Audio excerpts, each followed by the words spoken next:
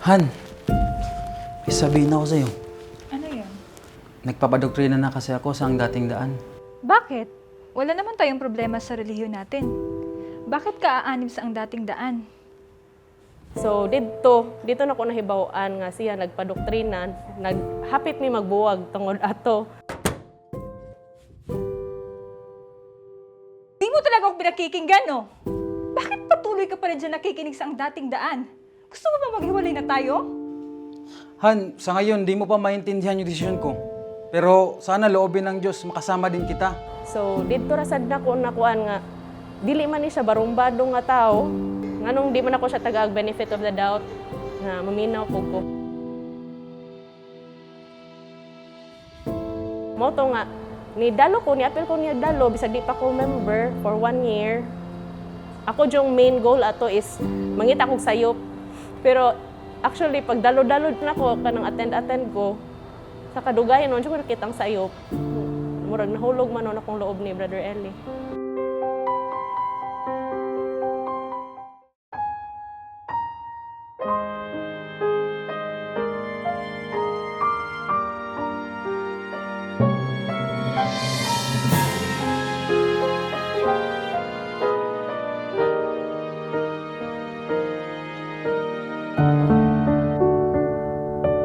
Puro mi Catholic actually pagkailan na mo ako mag-lead sa rosary siya ang magkuan mo sabat bali.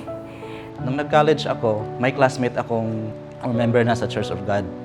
Tapos, binigyan niya ako ng CD, Bible Exposition ni Brother Eli. Ang katotohanan ay nakakarating sa isang lugar. Doon, nagsorry ako, tapos inintroduce ko din sa pamilya ko yung si Brother Eli. I think Channel 29, yung UNTV before. Nung nalaman ko, 2014, na nagpadoktrina yung mama at papa ko. Next month, nagpadoktrina na rin ako.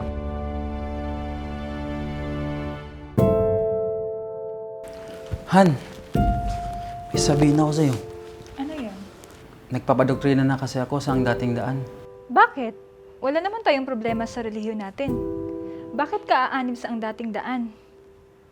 So dito na ko nahibawaan nga siya nagpadoktrina, naghapit mi magbuwag tungod ato.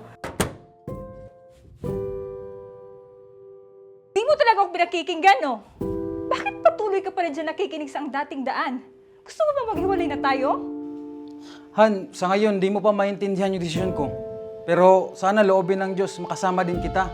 So dito ra sad na ko nakuan nga dili man ni siya barumbado nga tao, nganong di man ako siya tagag benefit of the doubt nga maminaw pug ko.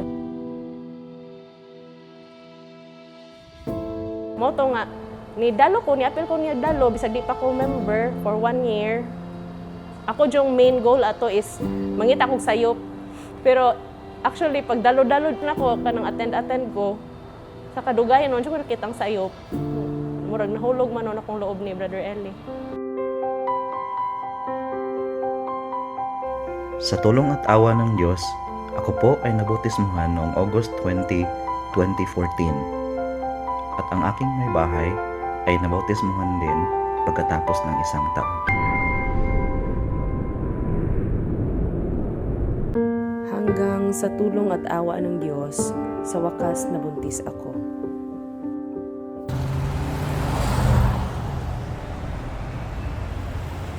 Tandugon sad ko buntis kay high blood, diabetic ko nagbuntis. Gianak na mo si baby after sa tanan nga pagalam, okay ra si baby, salamat sa Diyos. Nahitabo man nga. Mrs. Sinilia, I'm sorry to say that you and your husband and your child are tested positive of COVID-19. Unfortunately, dahil sa dami po ng pasyente na dinala dito sa ospital, wala na po tayong available po na isolation room.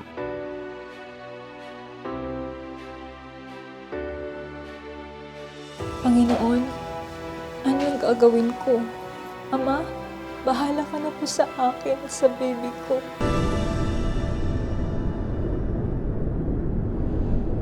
Nakadungog yun ang Ginoo nako kay ni akong kauban sa trabaho, akong supervisor bali, naa sila gihatag nga room nako nga dapat unta para raw sa Vicente Soto nga employees niya. Dito na mo nahibaw-an nga severe type na di ito nga COVID. Akong anak, akong tan-awon nga hapit na ma-intubate. Siya, wapo ko mahimo kay siya po di ay dito hapit sa gi-intubate. Mo tay pinakalisod.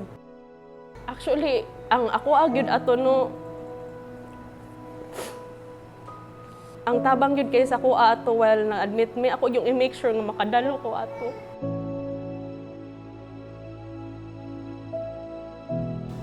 Panginoon, sa iyo ko na po ipinagkakatiwala ang buhay ng mag-ina ko.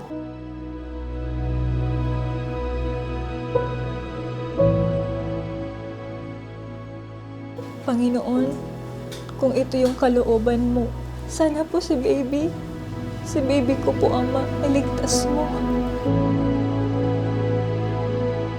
Sa tulong ng Diyos naman, after 12 days, bumuti yung pakiramdam ko. Salamat po.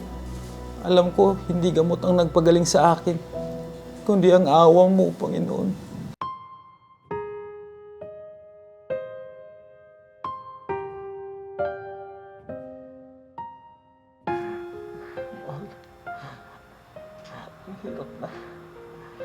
Mahalipikit mo lang yung mga mata. Wala tayong ibang maaasahan sa sitwasyon natin ngayon. Kung hindi man gumana ang gamot, may awa ang Diyos. Ma'am, balikan niyo na po si baby. Tumaas na ang stat niya. Naging 92 na po, Doc. Ano na pong gagawin natin? No need to intubate.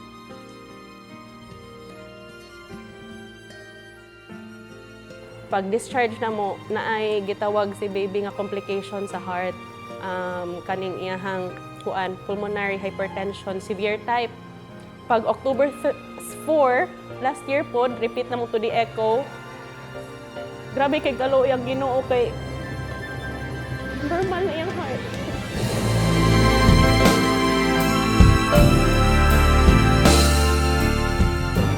So, salamat yun sa Ginoo kay bawog yun ko nga kanang wala gyud mi niya pasagdi ato nga time kanang tinuod yun nga ang pwede man ta siguro kanang gitagaan nagpagsulay bitaw sa Ginoo pero di gyud ay kabiyaan niya ihatag gyud niya og unsay para sa imuha so awat tulong ng Dios mao na ang amuhang kuan kanang panimula. Ako po si Brad Teddy Hinilia. At ako naman po si Nania Angeli Henilia. At ito po ang storya ng aming pananampalataya.